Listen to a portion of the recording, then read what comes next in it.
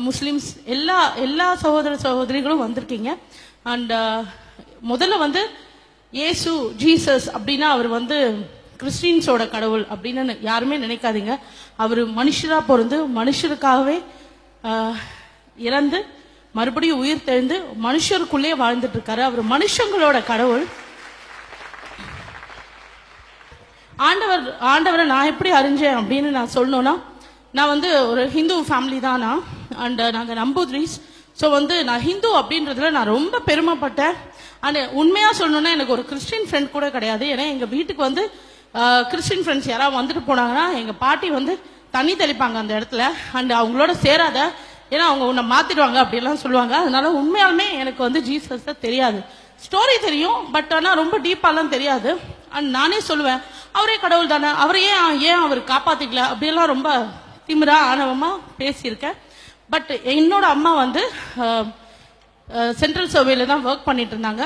அம்மா வந்து டிரைவ் பண்ணி என்னை கொண்டு ஷூட்டிங்கில் விட்டுட்டு டிரைவ் பண்ணி மறுபடியும் ஆஃபீஸ் போயிட்டு வந்து என்னை கூட்டிகிட்டு வந்து வீட்டில் விட்டுட்டு என்னை காலேஜில் விட்டு இப்படியெல்லாம் தான் இருப்பாங்க. அவ்வளோ ஆக்டிவாக இருப்பாங்க.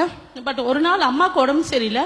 ஸோ நாங்கள் ட்ரைவ் பண்ணிவிட்டு அம்மா வந்து ஹாஸ்பிட்டலுக்கு போயிட்டு நானும் அம்மாவும் இருக்கோம். ஹாஸ்பிட்டலில் வந்து அம்மா வந்து திடீர்னு அட்மிட் பண்ணணும்னு சொல்லிட்டாங்க. வென்டிலேட்டரில் போட்டாங்க. ஸ்டெராய்டு இன்ஜெக்ஷன் கொடுக்கணும்னு சொன்னாங்க. கொடுங்கன்னா அதனால கிட்னி ப்ராப்ளம் ஆயிடுச்சு. ஆனால் அந்த கிட்னி ப்ராப்ளம் ஆனதுனால டயாலிசிஸ் பண்ணும். இது எல்லாமே ஒரு 3-4 நாள் கேப்பில் நடக்குது. ஸோ நான் வந்து வேண்டாத கடவுளே இல்லை. அண்ட் நான் பண்ணாத விஷயமே இல்லை. பால அபிஷேகம் பண்ணேன், அங்க பிரதர்ஷனம் பண்ணேன், எல்லாமே பண்ணேன், விரதம் இருந்தேன், எல்லாமே பண்ணேன். பட் ஆனால் 47 நாள் ஆச்சு. ஆனா அம்மாக்கு வந்து இன்னும் நினைவு திரும்பல. வென்டிலேட்டர்ல இருந்து எடுப்பாங்க, மறுபடியும் எமர்ஜென்சி வென்டிலேட்டர் போட்டுருவாங்க. இதே ப்ராப்ளம் தான். ஸோ 47வது நாள் வந்து டாக்டர் என்னை கூப்பிட்டு சொன்னாங்க, இன்னும் 3 hour தான் அம்மா இருப்பாங்க. ஸோ 3 hours நீங்க வந்து எல்லாருக்கும் சொல்லிடுங்க, உங்க ரிலேஷன்ஸ் எல்லாருக்கும் சொல்லிடுங்கன்னு சொல்லிட்டாங்க. எனக்கு செம ஷாக் ஆச்சு. நான் போய் அம்மாவை பார்க்குறேன். அம்மாவுக்கு வந்து அந்த டியூப் வந்து இன்ஃபெக்ஷன் ஆனதுனால பிளட் வந்துட்டே இருந்தது. அந்த அம்மா கண்ணே திறக்கல. அப்போ எனக்கு ரொம்ப ஃபீல் ஆயிடுச்சு. ஏன்னா அம்மான்றவங்க வந்து என்னோட பேக் போன். அப்போ வந்து நானும் அப்பா மட்டும்தான் இருக்கோம். நாங்கள் வந்து என்ன பண்ணுறதுன்னு தெரியல. அவ்வளோ அழறோம், கதறோம். 3 hour என்ன பண்ணுறது, என்ன எப்படி ரியாக்ட் பண்ணுறதுனே தெரியல. அப்போ ஹாஸ்பிட்டலில் ஐசியூ வார்டு வெளியில் வந்து நான் நின்று அவ்வளோ அழுதுட்டு இருக்கேன், கதறிட்டு இருக்கேன். எல்லா சாமி அப்படியெல்லாம் சொல்லி பயங்கரமாக புலம்பிட்டு இருக்கும்போது ஒரு சிஸ்டர் வந்தாங்க. அவங்க பேர் கவிதா. அண்ட் அவங்க வந்து என்கிட்ட வந்து சொன்னாங்க, இந்த மாதிரி நீங்கள் ஏன் ஜீசஸை பிலீவ் பண்ணக்கூடாது அப்படின்னு ஃபர்ஸ்ட் டைம் கேட்டாங்க. அப்போ நான் சொன்னேன், என்னங்க நான் வந்து பரம்பரையாக இருக்கேன், எங்கள் கடவுளே வந்து காப்பாற்றல. நான் வந்து அவரெல்லாம் வந்து பயங்கரமாக திட்டுவேன். என் ஃப்ரெண்ட்ஸ் கூட இல்லை எனக்கு. நான் அவரை இப்போ கூப்பிட்டு அவர் எப்படிங்க வருவார், அது எப்படி அவர் பண்ணுவார் எல்லாம் கேட்டேன். அப்போ அவங்க சொன்னாங்க, கிடையாது, ஜீசஸ்ன்றவர் ஒவ்வொன்றுக்கும் ஒவ்வொரு ஸ்பெஷாலிட்டி இருக்குது. கண்ணுனா கண் டாக்டர் தான் பார்க்கணும், ஹார்ட்னா கார்டியாலஜிஸ்ட பார்க்கணும், நெஃப்ரோ, அந்த மாதிரி ஒவ்வொருத்தர் இருக்காங்க. உயிரை காக்கிற கடவுள் வந்து ஜீசஸ், அவர் தான் அதுக்கு ஸ்பெஷாலிட்டி. அதனால நீங்க வந்து பிலீவ் பண்ணுங்க அப்படின்னு சொன்னாரு. பட் எனக்கு பிலீஃப் இல்லை, அதனால எனக்கு தெரியாது. அப்போ அவங்க சொன்னாங்க, இந்தாங்க பைபிள், நீங்க வாசிங்க, கடவுள்கிட்ட அம்மாவை ஒப்பு கொடுக்குறேன், நான் நம்புறேன், இதை சாட்சியா எல்லார்ட்டையும் சொல்றேன் அப்படின்னு சொல்லுங்க. அவர் வந்து உங்களை அங்க பிரதர்ஷனம் பண்ண சொல்ல, மலை ஏறி வர சொல்ல, அவர் எதுவுமே பண்ண சொல்ல, பிலீவ் பண்ணுங்க அவ்வளவுதான் அப்படின்னு தான் சொல்றாரு. அப்ப நான் வந்து சரி ஓகே, இவ்வளோ ட்ரை பண்ணோம், பட் எதுவுமே சரியால, இன்னும் 2 hours தான் இருக்கு, நம்ம ட்ரை பண்ணுவோமே அப்படின்னு சொல்லி நானும் அப்பாவும் முட்டி போட்டு, நான் எவ்வளவோ தப்பு பண்ணியிருப்பேன், எவ்வளவோ உங்களை தூஷிச்சு பேசியிருப்பேன். பட் ஆனா இப்ப நான் பிலீவ் பண்றேன், நீங்க உயிரோட இருக்கிற கடவுள் அப்படின்னா நீங்க வந்து உயிரையே காப்பாத்துவீங்க, மரணத்திலேருந்து மீட்டு கொண்டு வருவீங்கன்றது நிஜம் அப்படின்னா, சத்தியம் அப்படின்னா, இந்த பைபிள் உண்மை அப்படின்னா, எங்க அம்மாவுக்கு வந்து நான் உங்ககிட்ட ஒப்படைக்கிறேன். எங்க அம்மா உயிரோட வந்தா நான் வந்து இதை எல்லார்ட்டையும் சொல்லுவேன்.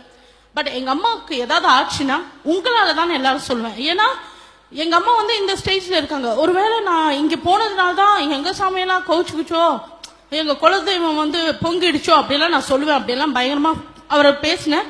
அண்ட் பைபிள் எப்படி படிக்கிறதெல்லாம் எனக்கு தெரியாது. ஸோ நடுவில் பேஜ் ஓப்பன் பண்ணுவேன், படிப்பேன், அண்ட் நடுவில் பேஜ் ஓப்பன் பண்ணுவேன். பட் ஒவ்வொரு வாக்கு தத்துவத்துமே ஒவ்வொரு நம்பிக்கை ஊட்டுற மாதிரி இருந்து. பட் ஆனால் நான் நினைப்பேன், என்ன சொல்ல வராரு இவரு அப்படியெல்லாம் பேசியிருந்தேன். டாக்டர் வந்து மேலே வாங்கன்னு கூப்பிட்டாரு. எனக்கும் அப்பாவுக்கும் செம்ம பயம், என்ன சொல்ல போறாரு அப்படின்னு. சரி நானும் அப்பாவும் மேலே போனோம். டாக்டர் வந்து அவர் பேர் ஹென்றி. ஸோ அவர் வந்து நீங்க போய் அம்மாவை பாருங்க அப்படின்னு நான் சொன்னாங்க. அப்ப நான் வந்து சரி அம்மாவை பார்க்கறதுக்கு நீங்க போங்கன்ற. அப்பா நீ போ, ஏன்னா 2 பேருக்குமே ஹோப் இல்லை. ஏன்னா 2 hours சொல்லியிருந்தாங்க. சரி 2 பேரும் போய் அம்மாவை பார்த்தோம். அப்போ அம்மா என்னை பார்த்து அப்படியே கேட்குறாங்க, எப்போ வீட்டுக்கு போகலான்னு கேட்குறாங்க. அண்ட் 3 hours எமர்ஜென்சியில் வென்டிலேட்டரில் வாயில் வந்து பிளட்டு வந்துட்டு இருந்த என்னுடைய அம்மா என்னை பார்த்து கேட்குறாங்க, எப்போ வீட்டுக்கு போகலான்னு. இதை விட என்ன ஒரு பெரிய மிராக்கிள் வேணும்? அண்ட் என் கூட அம்மா இன்னைக்கு வந்திருக்காங்க. அண்ட் இன்னைக்கு வரைக்கும் அம்மாக்கு வந்து அம்மா டயாலிசிஸ் பண்றாங்க. பட் ஆனா அம்மா உயிரோடு இருக்கிறது ஆண்டவரோட பெரிய கிருபை. அவர் வந்து அதிசயங்களை காண செய்வேன் அப்படின்னு சொன்னது வந்து எவ்வளவு பெரிய உண்மை. அந்த பைபிள்ல இருக்கிற ஒவ்வொரு வாக்கு தத்துவமுமே உண்மையான சத்தியம் அப்படின்றத நான் உணர்ந்தேன். கர்த்தர் பெரியவர். அவரை ருசிச்சு பாருங்க தெரியும், அவரை வேண்டி பாருங்க தெரியும். நான் சொல்றது உங்களுக்கு வந்து ஓகே அப்படியா ஆச்சரியமா இருக்கலாம். பட் நீங்க ஒரு வாட்டி முட்டி போட்டு கேளுங்களேன், எவ்வளோ பெரிய விஷயம்லாம் அந்த ஒரு முட்டியால வந்து சாதிக்க முடியும். அதனால ஒவ்வொரு நாளுமே நான் ஆண்டவருக்கு நன்றி சொல்றேன். எங்க அம்மா அப்பா கணேஷ் அண்ட் எங்க ஃபேமிலி எல்லாருமே ஆண்டவருக்கு நன்றி சொல்லிட்டே இருப்போம். அண்ட் ஒரு தெய்வ பிள்ளைய வந்து எனக்கு ஹஸ்பண்டா கொடுத்துருக்காரு.